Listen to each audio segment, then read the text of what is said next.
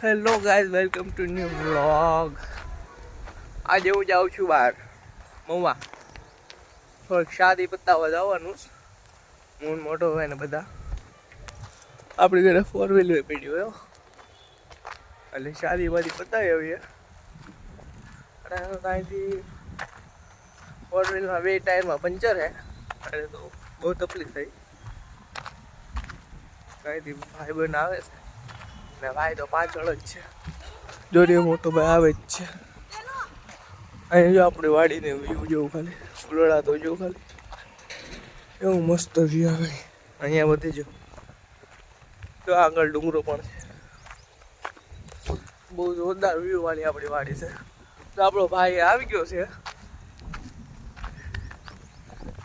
View કેવો આવે જો મોટા ભાઈનો વ્યૂ કેવો આવે.